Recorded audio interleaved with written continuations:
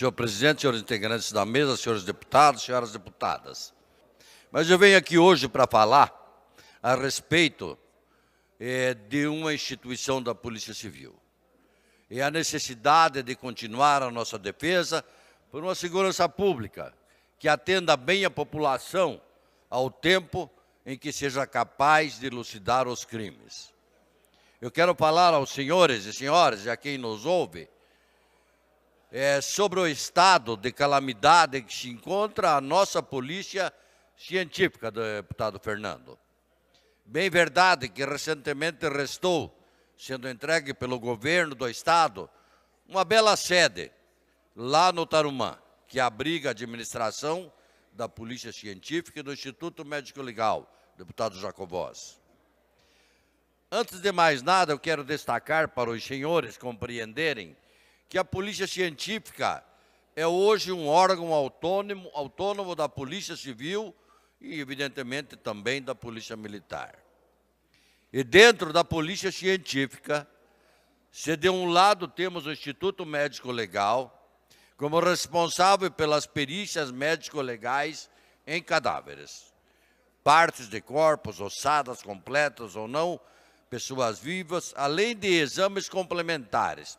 Temos ainda o Instituto de Criminalística, que realiza perícias com o intuito de elucidar tecnicamente o modo como ocorreram os fatos delituosos ou criminosos, colhendo as provas materiais pelas quais se torne possível a identificação dos criminosos.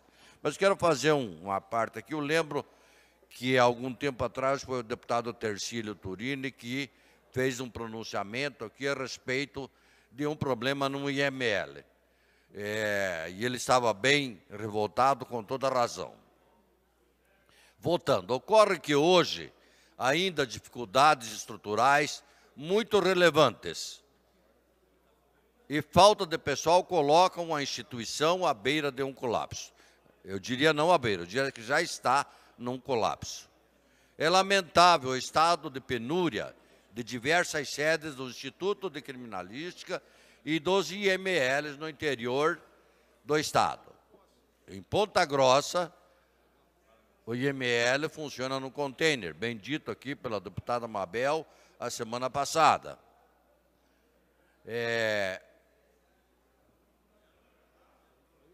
E a criminalística está abrigado pela Polícia Militar. Tudo isso porque o prédio da Polícia Científica tem grandes problemas em sua estrutura. É a mesma situação da criminalística de Foz do Iguaçu e aqui de Curitiba também. Apesar de Curitiba, ela está melhorando, vai mudar, não é?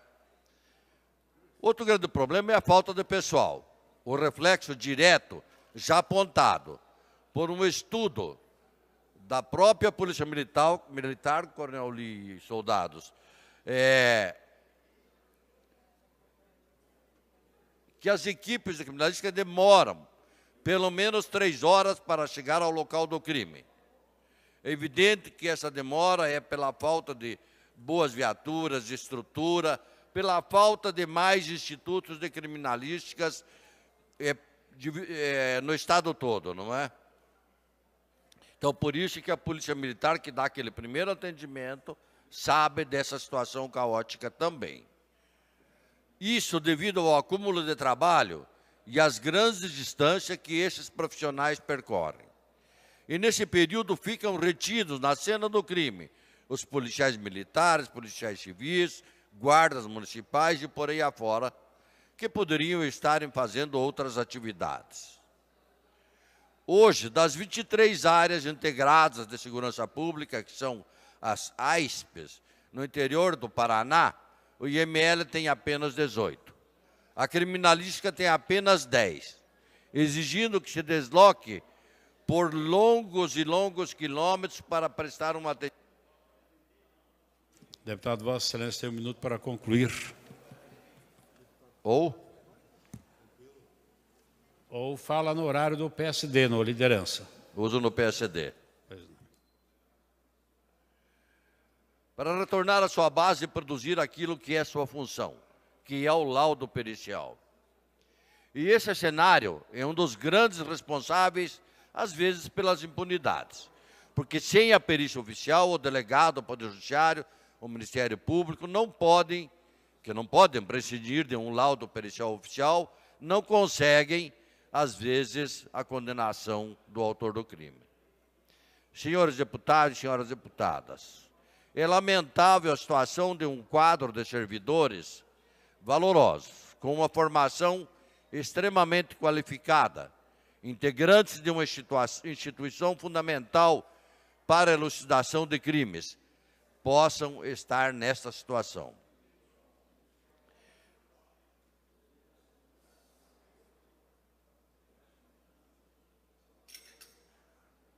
E, nesse sentido, quero chamar a atenção dos senhores e senhoras deputadas para os números que vou apresentar. O setor de perícias audiovisuais encontra-se atualmente com apenas 5 peritos para realizar as perícias em todo o Estado. O setor de computação forense, que atende 90% da demanda de todo o Estado, conta atualmente com apenas 11 peritos, sendo este setor responsável pela realização de perícias em celulares, em HDs, de computadores, onde nós temos 3 tipos de fila. A prioridade geral, que tem 15.127 aparelhos aguardando para serem periciados. A prioridade legal, que tem 2.418 aparelhos. E a prioridade absoluta, que conta com 1.651 aparelhos. Essa prioridade absoluta, se o perito não atender, delegado Jacobóis, ele vai responder por crime ao juiz que pede. Levando em conta que um aparelho de celular leva, em média, 6 horas para ser periciado, se for recebido esse aparelho na data de hoje, levaria aproximadamente 9 anos para ser periciado, senhores. O setor de perícia ambiental, com um passivo de 400 laudos a serem realizados por apenas 2 peritos e que uma está de licença maternidade.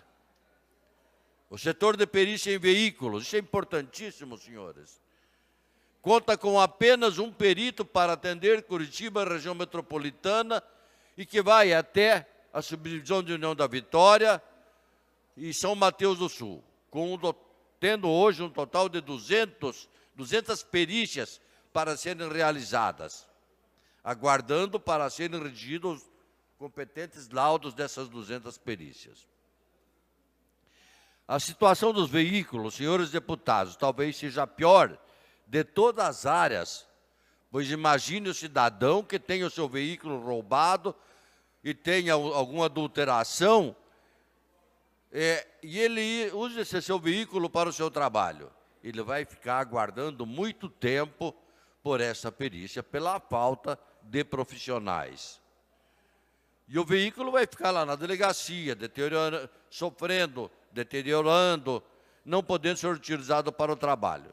E, às vezes, o delegado ainda vai responder por algum dano que esse veículo possa acontecer no veículo. O cidadão é penalizado quantas vezes? Esta é a realidade da Polícia Científica do Paraná. O fato é que de um quadro oficial de 1.478 vagas, nós temos hoje apenas 414 que estão devidamente ocupadas. Para você ter uma ideia, no Paraná, temos apenas um odontologista para realizar as perícias em todo o Estado.